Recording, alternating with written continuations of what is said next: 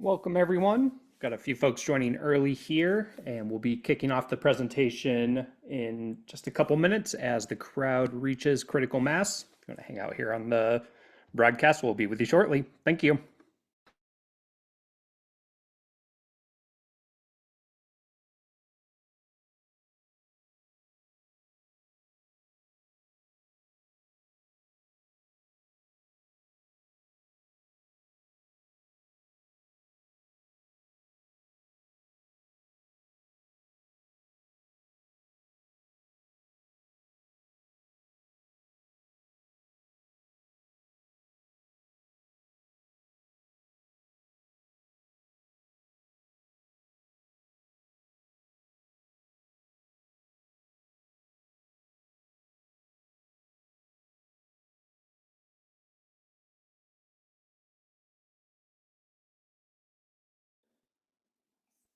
Good afternoon, everyone. We'll get started in about 1 minute. Got a good crowd joining. Thank you.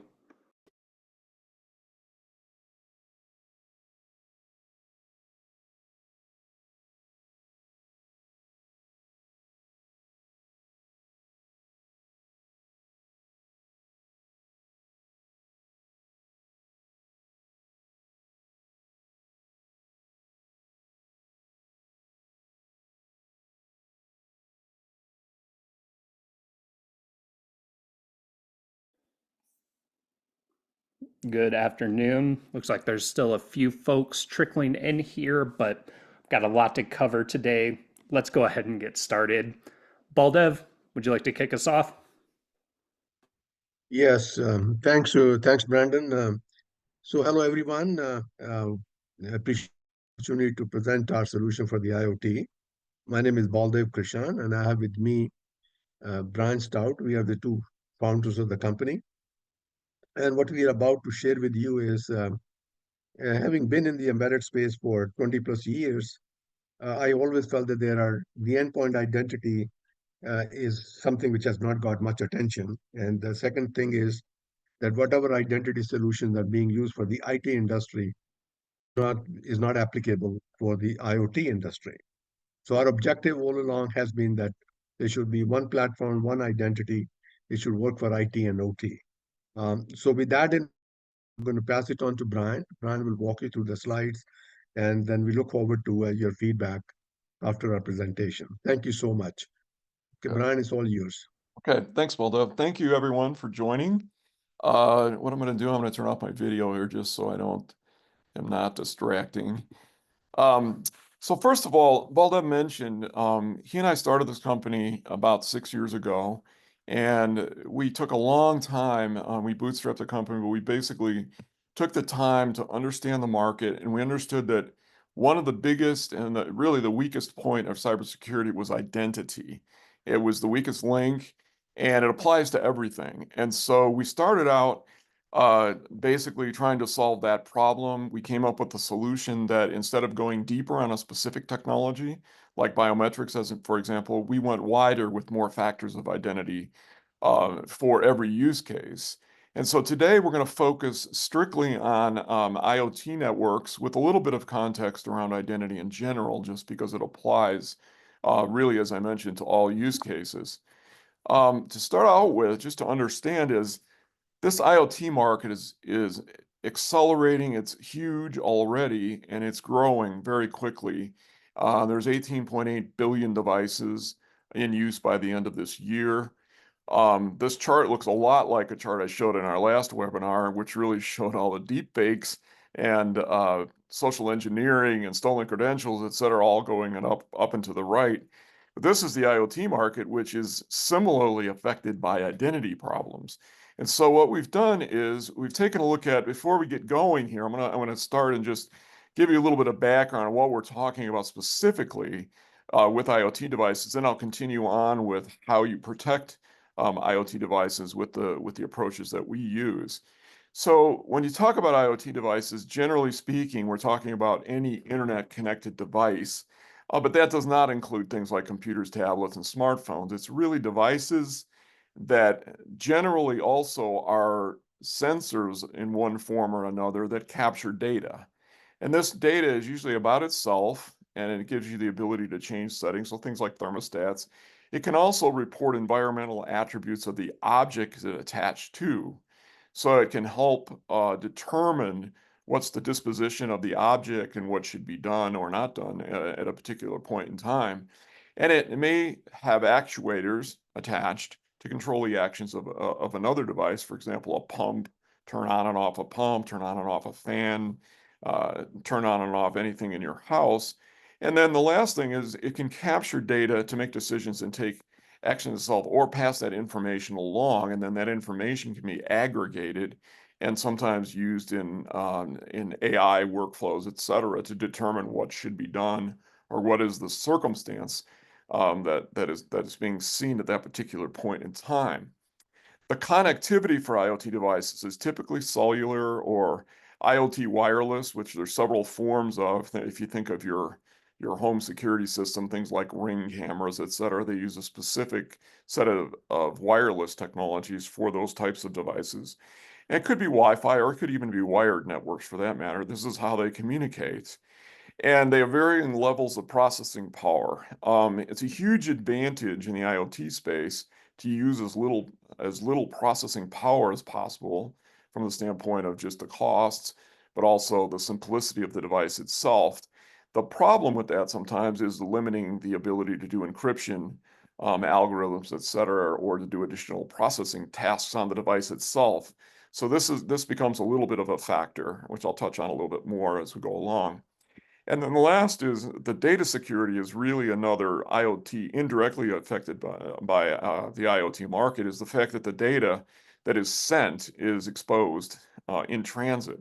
It's generally not stored on the device itself, and this presents a threat. So all the data coming from the devices has to be protected very carefully to ensure that there isn't a breach. Okay, so zero trust, as everybody knows, is generally it's called to trust nothing, verify everything. And the idea in IoT is to do that at the endpoint. And in this, at the beginning here, I'm going to focus largely on the human identity, who's connecting to the IoT network, and what are the biggest vulnerabilities there. So first of all, stolen credentials, as I mentioned in our last webinar, is a huge problem. It's 80% of all cybercrimes. This is a huge problem with IoT as well. If you steal the credentials, you control all the devices. The second thing that person has access to. Second is weak security settings and configurations. This is a little bit beyond the scope of what we do, but there is the issue of are the devices themselves up to date on software?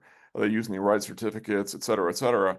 Those things are another huge problem, and this affects the identity and the ability to communicate and protect the information coming back and forth.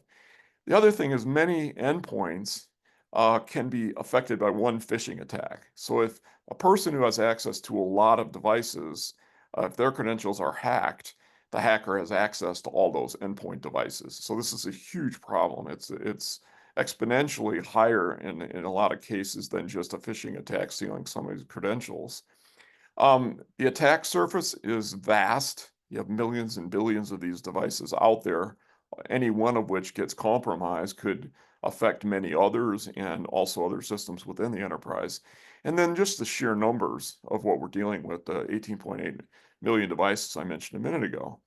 So what are the best solutions? How do you solve these problems in the context of IoT? First of all, with respect to stolen credentials, the first thing you always want to do is biometrics. And another thing related to that is role-based access control is narrowing down the attack surfaces by tightening the RBAC, first of all, to make sure that a specific person only has access to the devices that they should have access to, and then require biometrics to control that.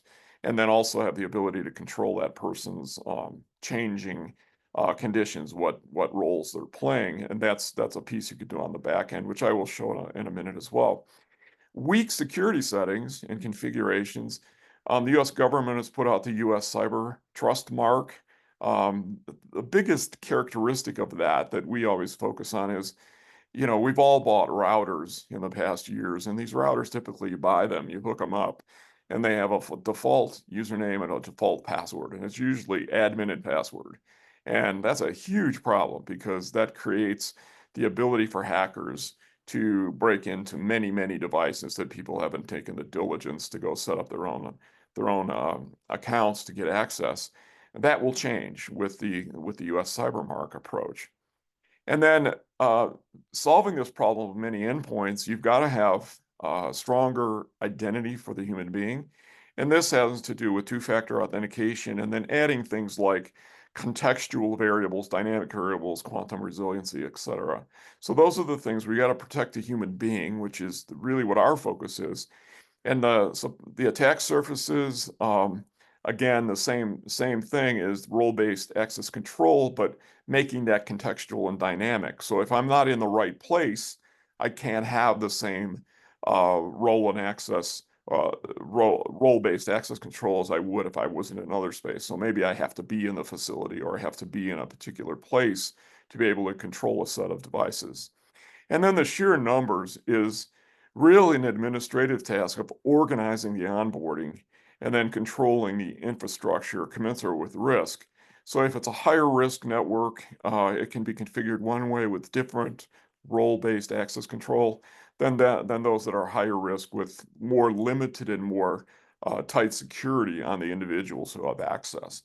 So these are all common sense, but it's kind of it's important to understand that this problem is much more difficult in some cases than it is just in the normal IAM or other types of access control.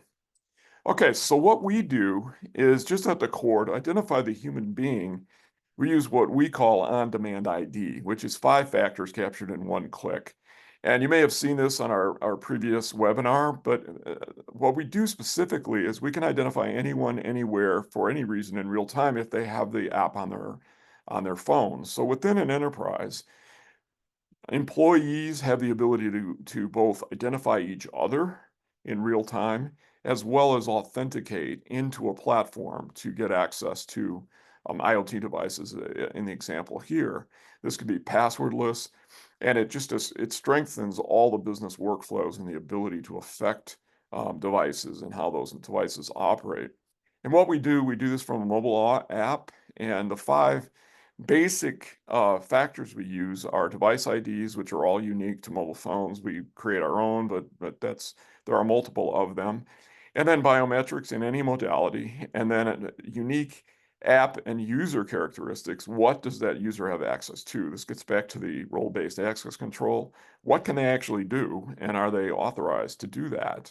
And then we use location and time as a way of geofencing the authentication, limiting the time windowing, and being able to then set those things up in a way that fits the risk profiles of the specific devices that need to be controlled.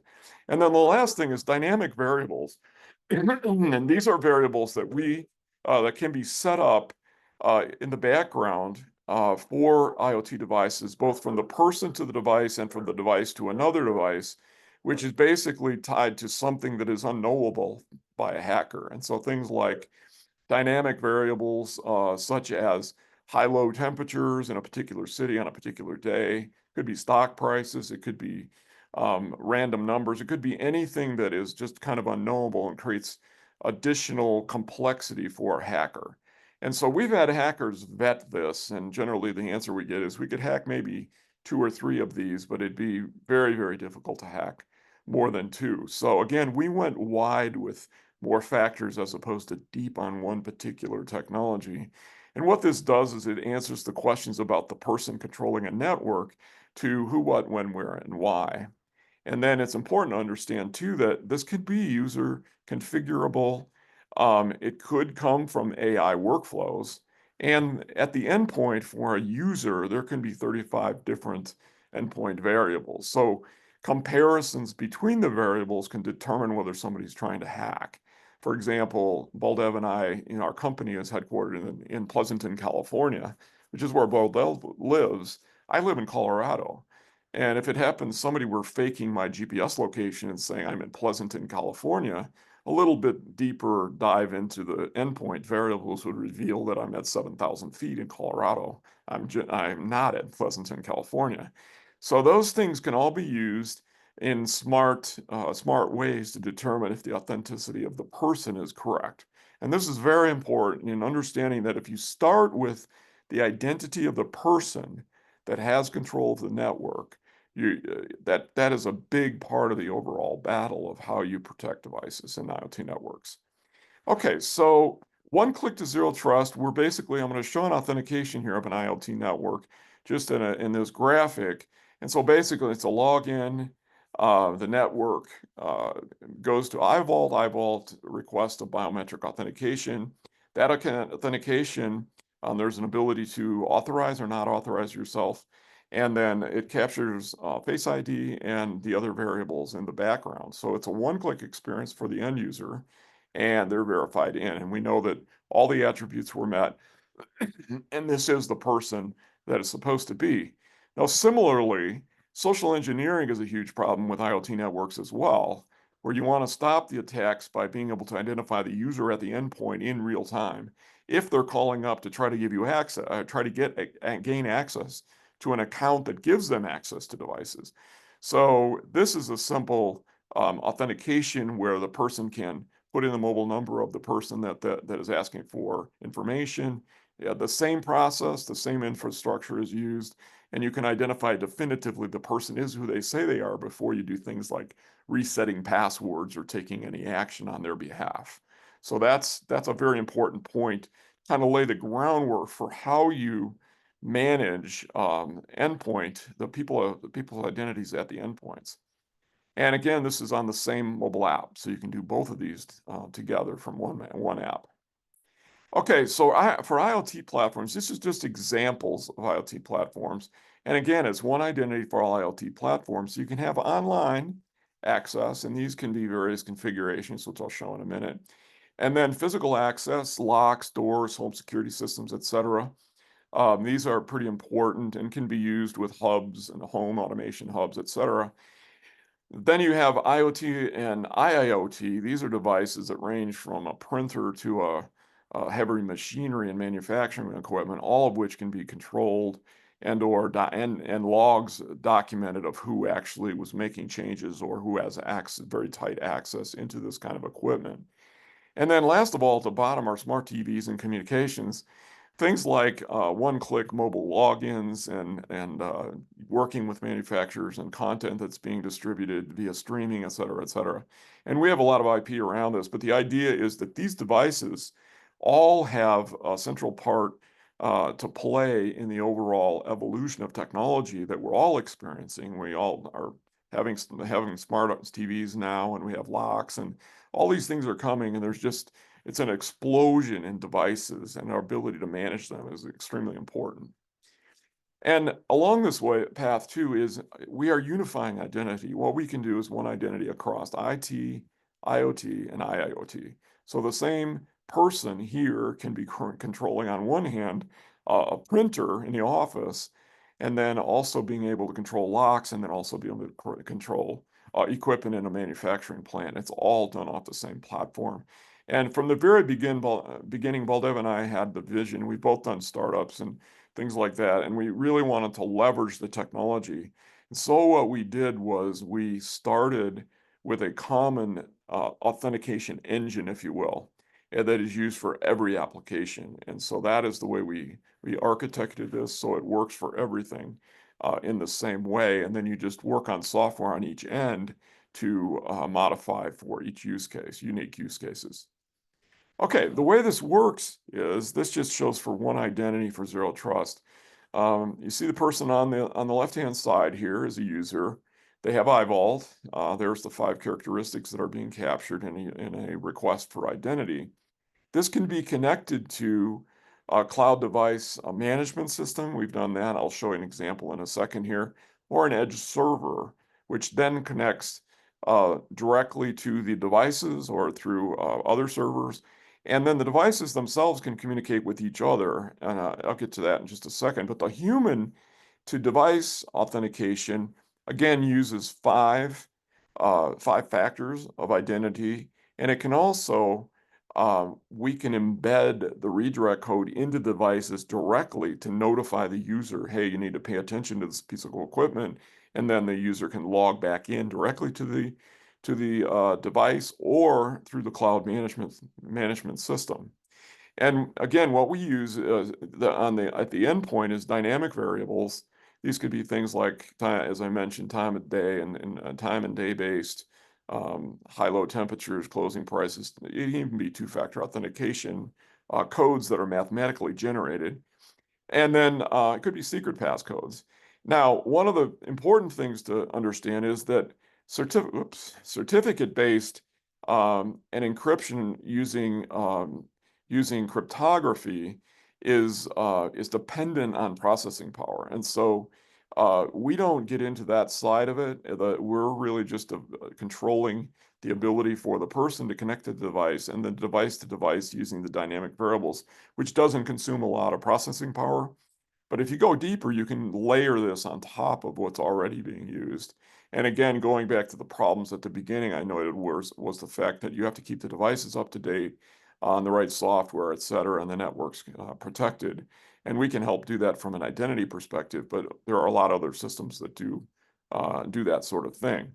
And then the other piece that is in here, and this is coming fast, is the ability to use quantum resilience technology or post-quantum encryption to manage the communication links, to keep man in the middle of attacks to a minimum, but also just to protect the data in transit.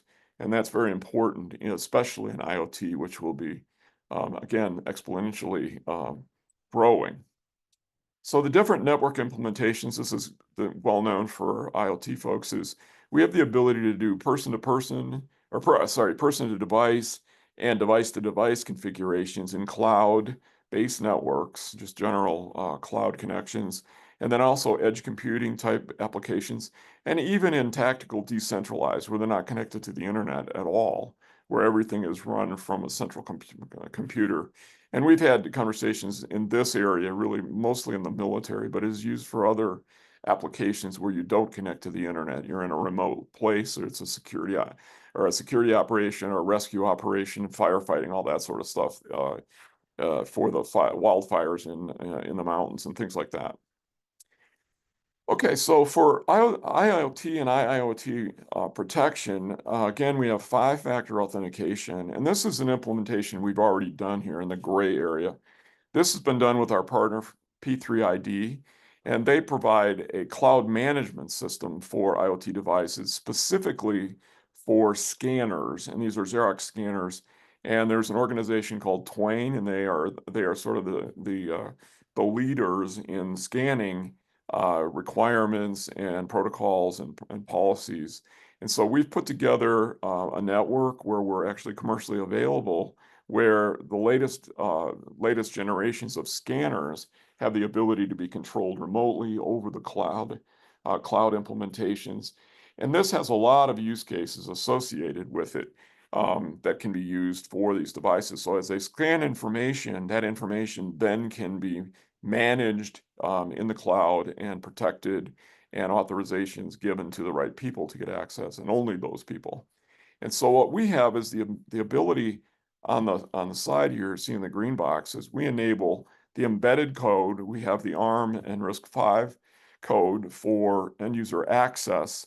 We can provide things like context around the device itself. So is the device where it's supposed to be, or is it somewhere else now? And if it's somewhere else, then we need to make sure. Sorry, I moved it.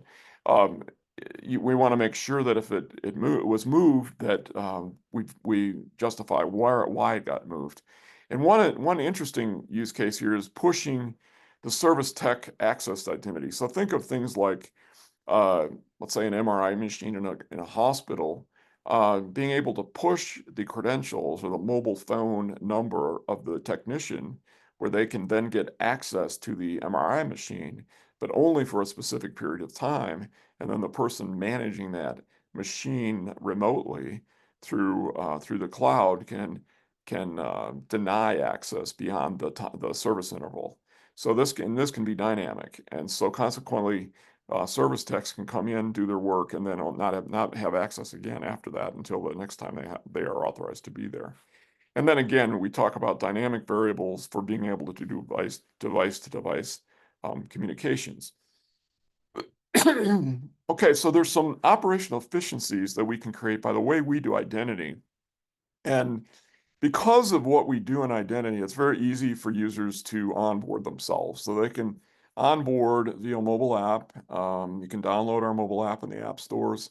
It's a self-onboarding process, which each company can configure as customizable. And it takes about 3 minutes to do this. Each company is assigned an ID connection, which then outlines the process for how they onboard. It can be a workflow, et cetera, to be able to do that. And then on the company side, because we can capture the role-based information as well as the attribute-based access control variables, things like location and time and temperature and things like that.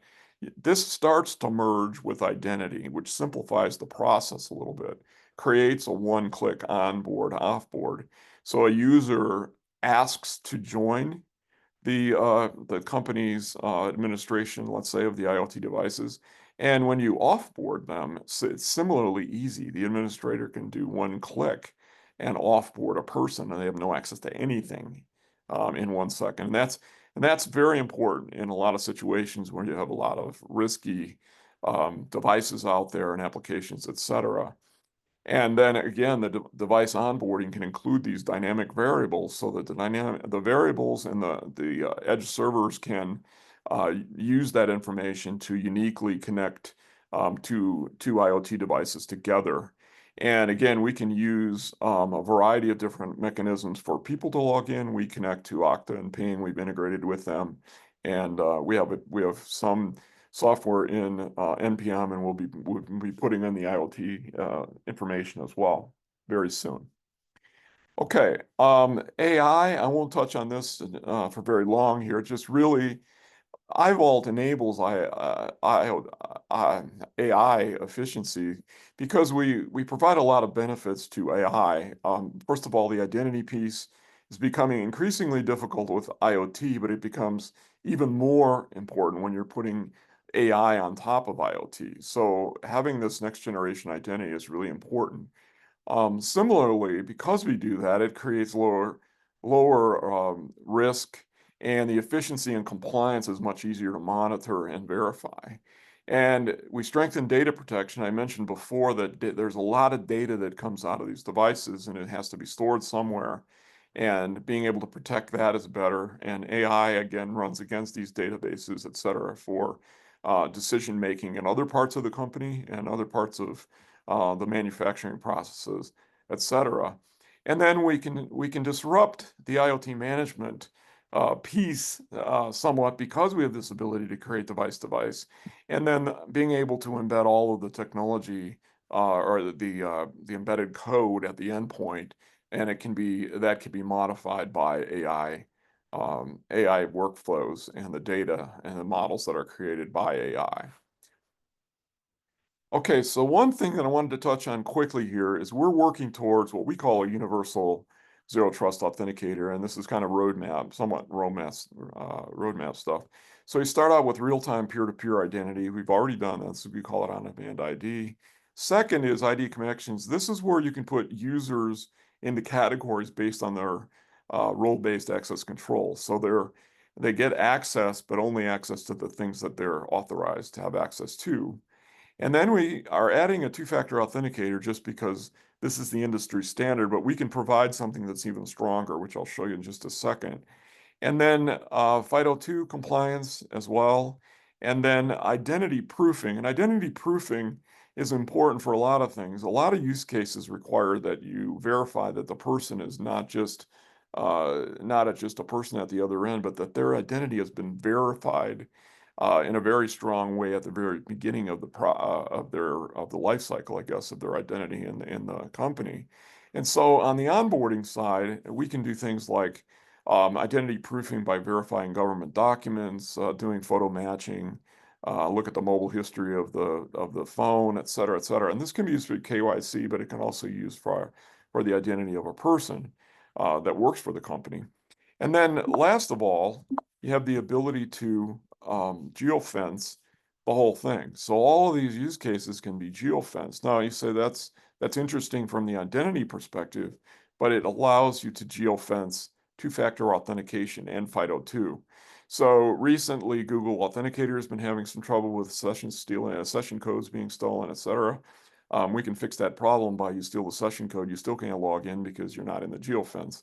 So this is a really strong way we can bring two-factor authentication to the next level while adding all of the other functionality that iVALT has with the multiple factors.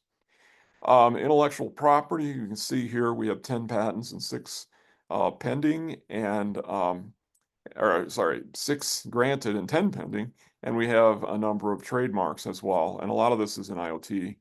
And then last of all, getting started with is, first of all, the mobile app is available. You can do on-demand ID now off the existing app that's in the App Store.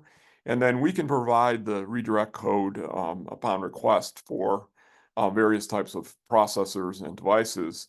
And then last of all, please contact us. Let us know what you're thinking. Send us requirements, questions about use cases, et cetera. I'll be more than happy to set up a POC or look at what it would take to do a commercial deployment. Again, this is a common authentication platform across all use cases. And so we can use that in conjunction with some custom software for whatever use case you were to come up with.